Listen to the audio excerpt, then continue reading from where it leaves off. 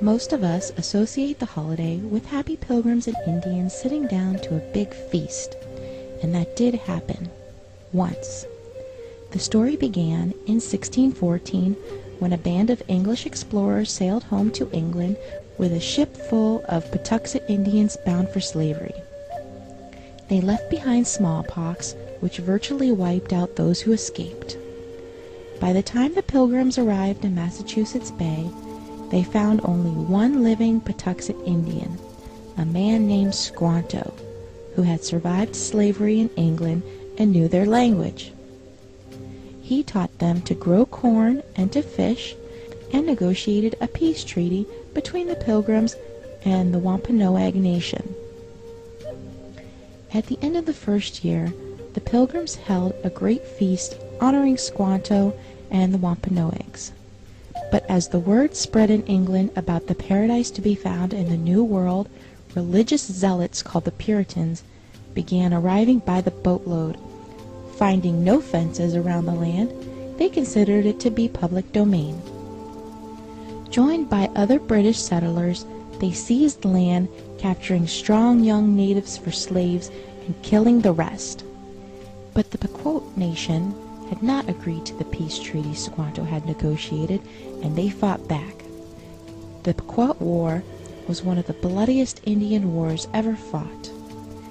In 1637, near present day, Groton, Connecticut, over 700 men, women, and children of the Pequot tribe had gathered for their annual Green Corn Festival, which is our Thanksgiving celebration.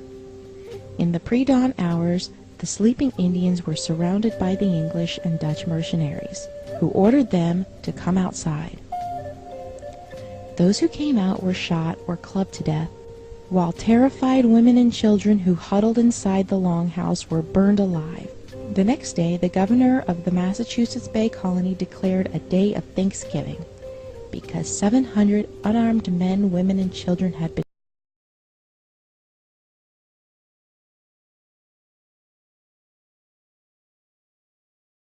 been murdered. Cheered by their victory, the brave colonists and their Indian allies attacked village after village. Women and children over 14 were sold into slavery, while the rest were murdered. Boats loaded with as many as 500 slaves regularly left the ports of New England. Bounties were paid for Indian scalps to encourage as many deaths as possible. Following an especially successful raid against the Pequot in what is now Stamford, Connecticut, the churches announced a second day of Thanksgiving to celebrate a victory over the heathen savages. During the feasting, the hacked-off heads of the natives were kicked through the streets like soccer balls. Even the friendly Wampanoag did not escape the madness.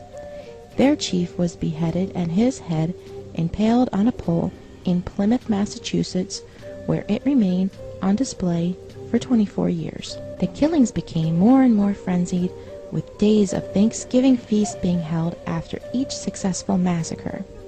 George Washington finally suggested that only one day of Thanksgiving per year be set aside of celebrating each and every massacre.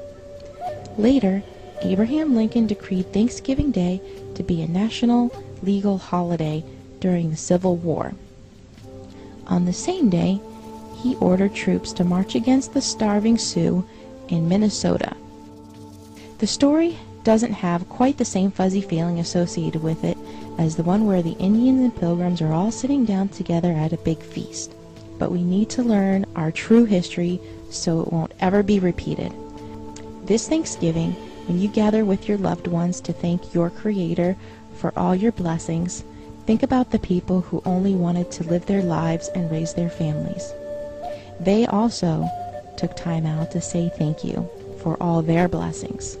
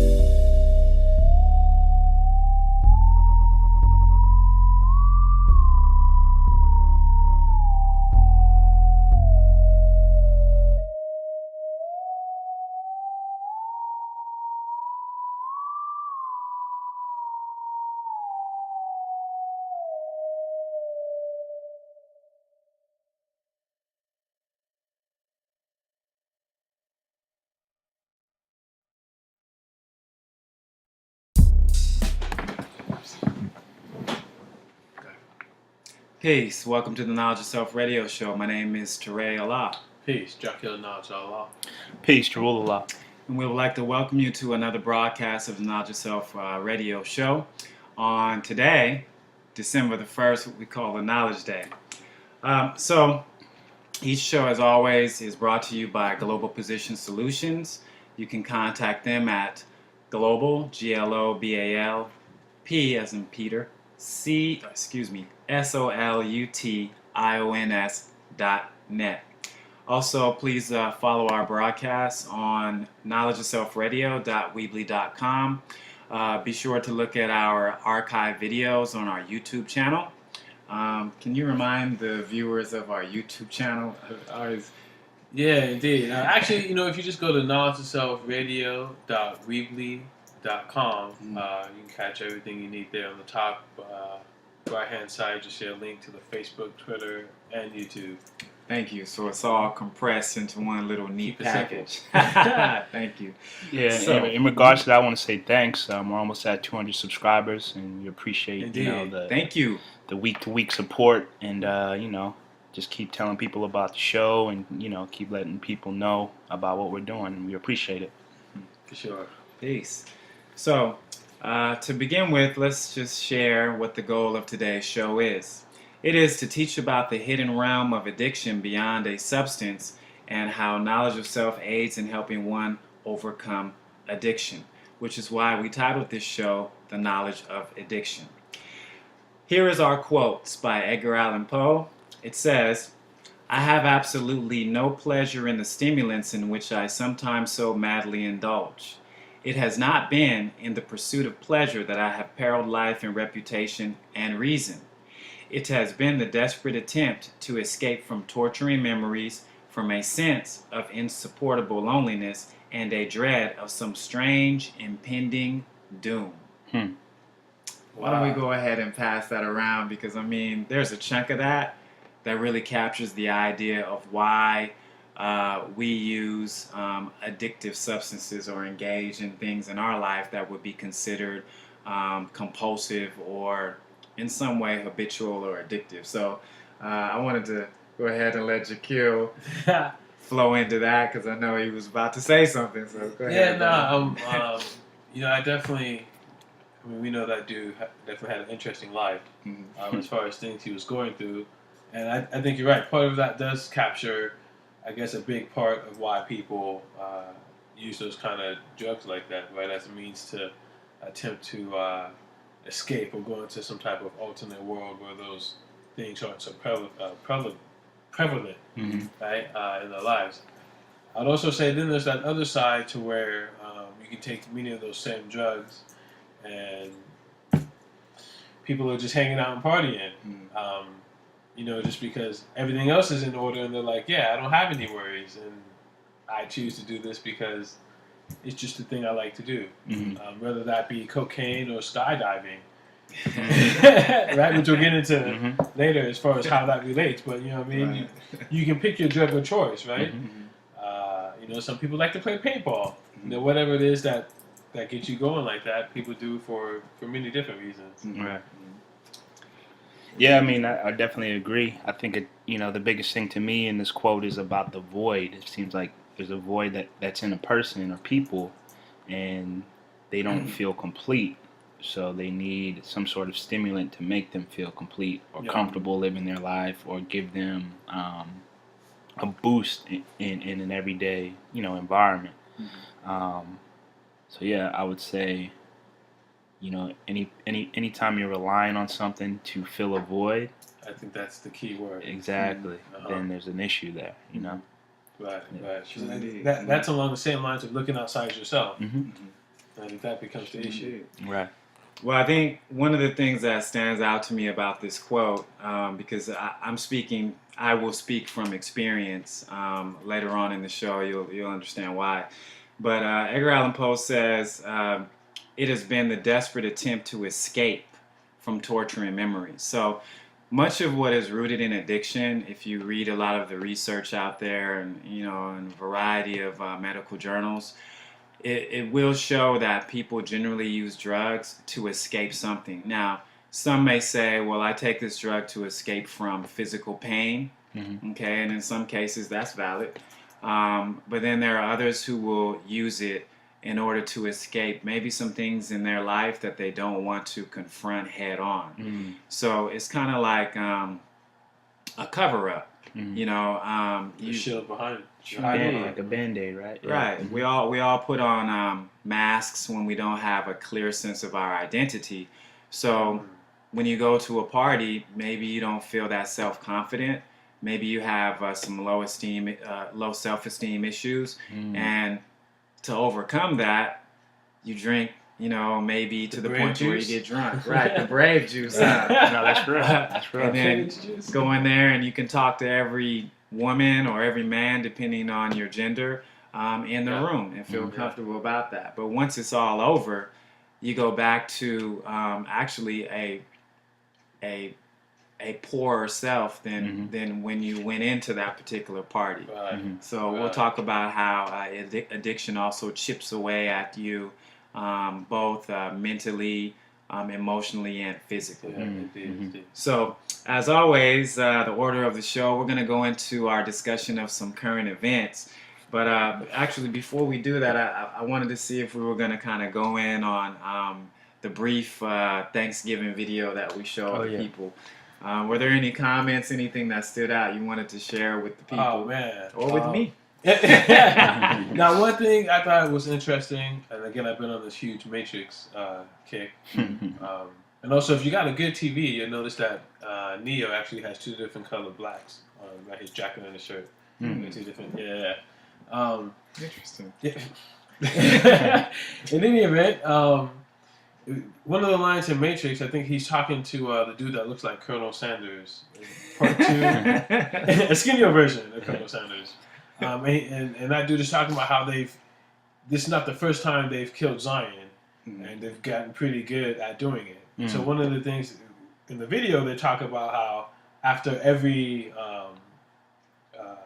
slaughter, right, they had that festival, and then they, eventually got different ways of doing it and got a little bit more swifter. And George Washington was like, well, let's just consolidate it into one thing because we can't make it a big thing. But just the perpetual attack on those people, right? Which means you definitely would have evolved better tactics. You would have studied your enemy and learned better ways of doing it. So that's one of the things that just kind of stuck out to me, was just the continual attack and aggression. Right, and that's deep, because it made me think of, us celebrating it every year really is in line with what's going on in, overseas. Like the process of destroying people and taking their land still goes on to this day. What they call manifest destiny, right? So, right. Well, he said there was no gates, no fences, so we just thought it was everyone. Exactly. So the same process goes on, and she said something interesting at the end of the video. If you don't study history, then it's doing, it definitely will repeat itself. Well, it's repeating itself. So I think at some point we just have to really look at everything we do and start making better decisions and really coming together as people, For sure. Well, now it's called Great Thursday.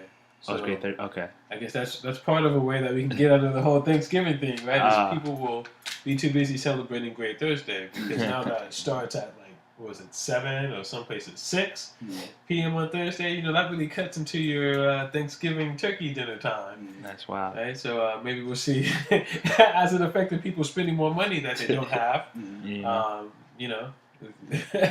They'll shop more than they celebrate Thanksgiving, and we can hit them that way.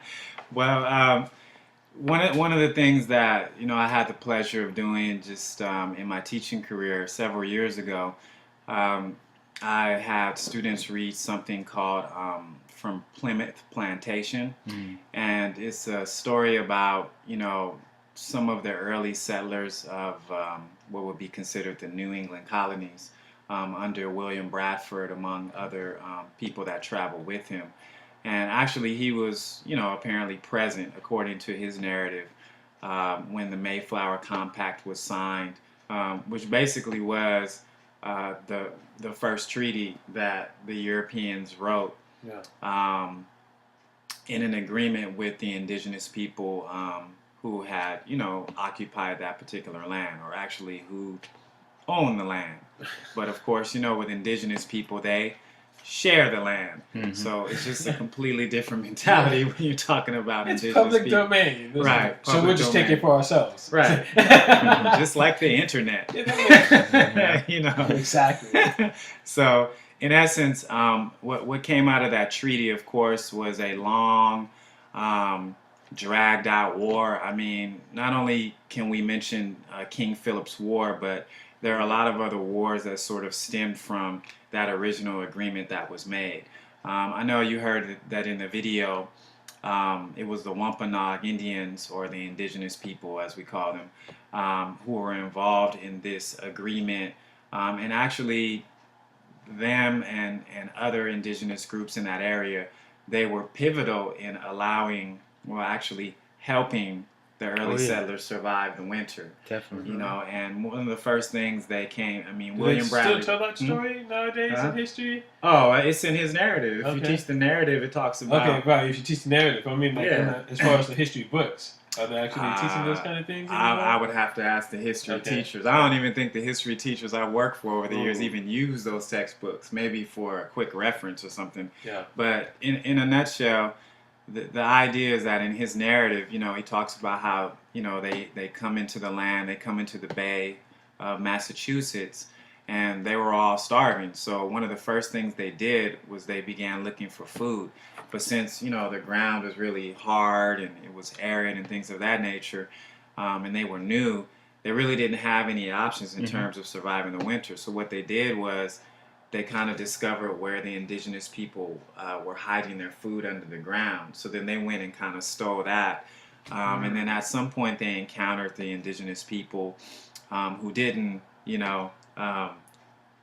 get violent with him or anything when they saw him. It was just more one of those things where they realized the people were starving or they were suffering. So, they actually worked it out to where they helped the people. But, as far as Thanksgiving and how I interpret it, it is a day off from work among other things. But beyond that, as original people, we always take these times to use these different holidays to spend some time with a member of our family or several members of our family.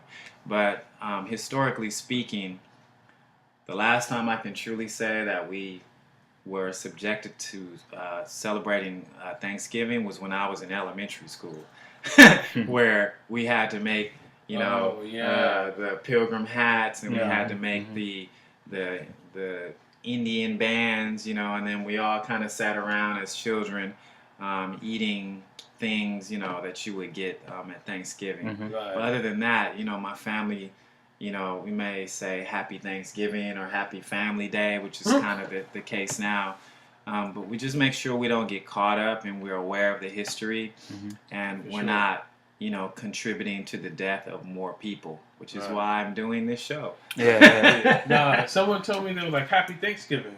And I was like, I appreciate the thought, but, I don't celebrate that murderous holiday. And they looked at me weird, and I was like, well, what? I have Indian ancestry, in my bloodline. And he was like, huh? And I was like, well, you realize that they killed Indians on that day. And what would it look like for me celebrating a day when they killed people who were me? Right. And then he was like, oh, okay. You can see it kind of clicking in, like putting the dots in together. I was like, he's a so-called Latino, right? So I was like, actually, dude, if anyone shouldn't be celebrating Thanksgiving, it'd really be you, because you probably have a lot more Indian in, you know what I'm saying, in your line than I could readily show and prove in my line. Right. But with that note, have a great day, man. Well, so with that being said, why don't we go ahead and get into the current events? Yeah. You all ready? So, Y'all ready? Speaking of shopping, Yes, sir. And Great Thursday, which prevails Black Friday, you had a lot of people at Walmart's, of all places, protesting. Not waiting to shop, but waiting to protest. Waiting to protest, okay. People were waiting to exhale. These people were waiting to protest. Right. And through the day, when people start showing up in protests, a lot of these people were arrested. There was something like over 100 people arrested for protesting. Now that's interesting because there were people who got into fights who weren't arrested for that. In fact, there's a story of a guy who recorded some guy punching another dude in the stomach to grab like the last box of whatever, the last Twinkie. If you've seen that movie, right? And the guy who was recording it gets thrown out. Not the guy who punched the guy, not the other guy, but the guy who was recording the event. Right. So in any event, I just thought it was interesting because Walmart's one of those stores where they were telling people you need to show up here early. Forget your spending time with your family or whatever. And then also on the backs of people having to like you get Thanksgiving off, but they don't get paid. So you've got one of the biggest companies in America, right? Not paying their employees, and that's on top of all the other things that happen on Walmart. Them not paying them high enough wages, and things like that. Yeah. So what's your guys's? Wow. I mean, this has been an ongoing saga with Walmart, and particularly the family that owns Walmart, among other things. Their family is filthy rich. Okay. And if you have the opportunity, I can't remember the exact title, but if you put in a search, there's a really interesting documentary about Walmart, their whole history, the family history, but more importantly, the gripe of many employees about, again, their wages, and also their treatment as employees at Walmart. So for the most part, it's not quite as bad as Foxconn. Probably not. But they don't have any suicide nets, right? Yeah. Not yet. But they're all racing to that finish line, huh? Yeah. One of the things about Walmart that continues to come out is that they, in many ways, devalue a community. But more than that, they're known to put a lot of mom and pop shops out of business in the community, which in essence, kind of rapes a community financially. Well, they can go get a low-paying job working at Walmart. Exactly. Uh-huh. and that's the flip side of everything. Any argument that's presented by a major corporation, a multinational corporation, is, well, if it wasn't for us, this many people wouldn't be employed. But at the same time, there are a lot of deeper details in when a Walmart comes into your neighborhood, which is why they fought Walmart from building a store in Inglewood. Inglewood, right? That was a really big thing. So if you all have a chance, kind of look back into that that story. Yeah, they were going to actually, if I recall, they were going to, part of the deal with them opening up a store there would have been that they own the rights to anyone else opening up a store in that area, right? So. And we're talking about even big companies, right? So no Target, no like Kohl's or things like that would have been able to open up. Wow. So, and it would have been a superstore. So that means grocery stores, Rouse, Vons, Lucky, all those places wouldn't have been able to open up in that area either. And then Walmart is so gangster with it that they buy a place, right, with the intentions of moving into another place, and then they just leave that place. So now you have something that's a big piece of property that's not usable, because who has the money to buy that from Walmart? Yeah, I mean it's interesting because all of this comes back to the video. It's really the same exact tactics and practices that's were used back then, but it's just more sneaky. Yeah, no, he talked about it, enslaving the people. You've got people at Walmart who can't even afford to live, right? That would be enslavement. Right. And they're working some outrageous hours, and especially now since it's closing in on the holidays. But they don't give them time and a half. Don't forget, we got Obamacare, right? So now if you give these people full 40 hours, you now have to pay for their insurance, right? So why would I give you 40 hours when I can just cut your hours and hire someone else? Right. The irony. And then it makes it look good on other people. I'll try to keep that person's name out of the conversation. But he may be allowed to say on his campaign that, hey, I raised jobs. Because you have a bunch of people who already have jobs who now need second jobs to try to keep up, but who go take that job at Walmart 7 hours, 10 hours, whatever, just to get some extra cash. Right, so now it looks like you have job increase, but really it's the same dude working twice. Sneaky. Right. Hey, thank you for that. Why don't we take it around to Jeru? I know Jeru had, as always, some interesting news bites for you. Okay, yeah, this one comes from scripps.edu, and it's basically a preclinical study that was done that shows heroin vaccine blocks relapse. So basically what they're doing is they've been experimenting on how to, get these rats off of an addiction to heroin. So they use this concoction that basically will keep the drug of heroin in the bloodstream and won't allow it to go to the brain, where obviously that causes the dopamine release and then the reward sensation and things of that nature. So I just find it interesting that they're calling it a vaccine, and that inevitably they're going to be giving this to the people who are addicted to heroin that are in treatment. And it said, I think that in America there's like 10 million people that are addicted to I think heroin alone. Wow. Something like around that number. I'm in the wrong business. Right. So just think of it, how much that vaccine will cost. So how is the U.S. government broke if they're making all this money from heroin sales? I just don't know. No wonder.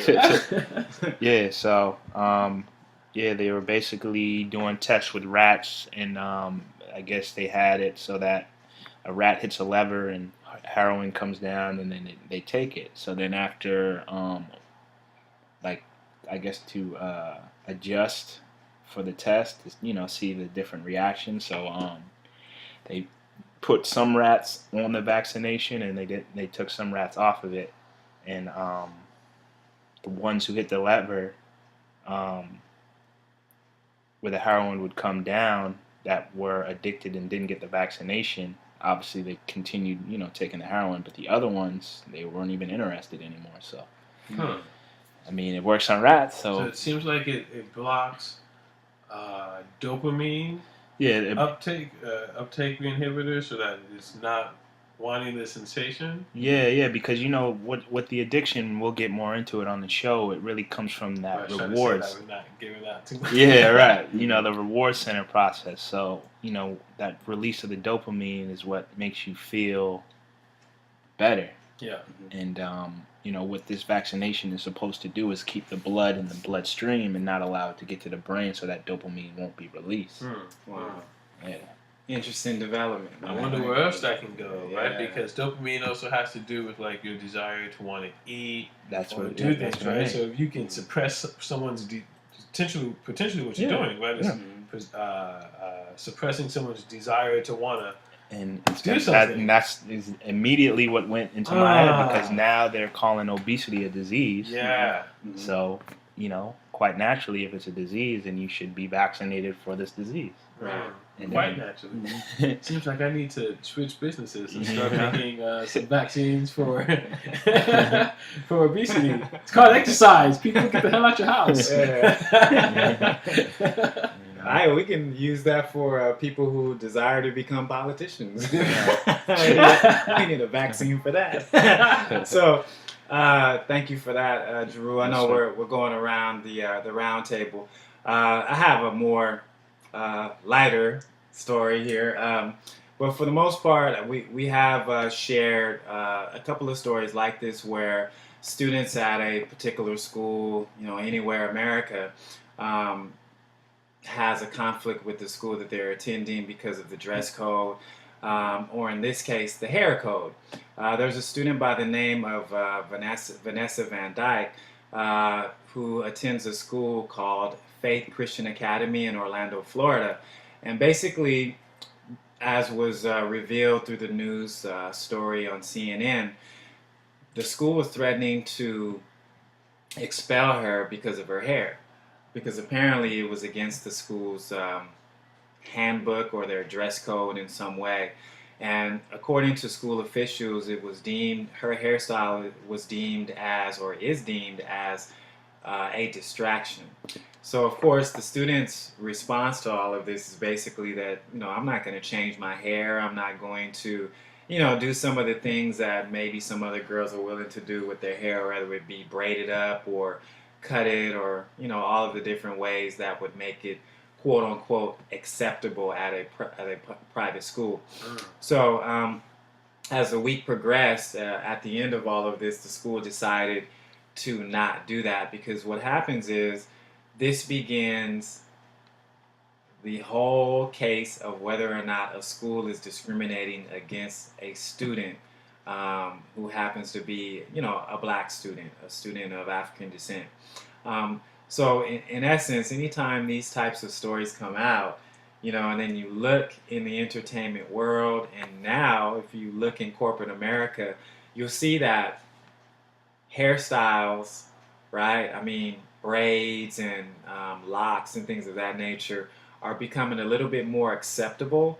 But, there appears to be a disconnect between the corporate world and, what we consider the school world, where our students go. So I think, so as not to send mixed messages, some of these school officials need to begin by maybe showing examples of what they consider to be acceptable hairstyles, as opposed to just kind of making it up as you go along, because then it looks discriminatory. Right. Well, I mean, acceptable for who, right? I mean, if your hair normally flops down, and my hair doesn't flop down, obviously what's acceptable for you might be a little different than what's acceptable for me as far as, hairstyle. So, yeah, I agree. There definitely needs to be some sort of standard. Now, I will say this, that when some people say natural hair, that does not mean you don't comb your hair.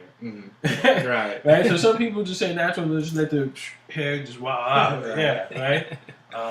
So I definitely see that as far as there needs to be some kind of something done to your hair, right? You can't just look like you just got out of bed and you put some clothes on and you just showed up like, all right, here I am.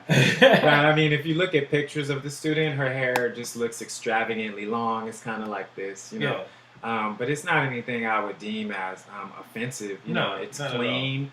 Right. That's the main thing. It's clean. She's wearing the uniform. She enjoys playing the violin. So I think sometimes you have to let young people be what they want to be, man. Right. Not to cut your wisdom. I thought that's what they were going to kind of allude to as far as the hair being acceptable, right? It's because it's the whole argument of dress attire at school, and that's where we get uniforms and not having uniforms. And so I thought they were going to try to kind of push it into that light and saying, well, this doesn't fit our uniform dress code, right? Or this haircut is not in uniformity, or whatever kind of weird. Right, and again, even at my school, it is commonplace to where, we always have these discussions about uniform and preparing them for college, leadership, and life. However, all of the schools advocating, a uniform policy and everything else related to it, I mean, there are some really good reasons as to why there should be uniforms in schools.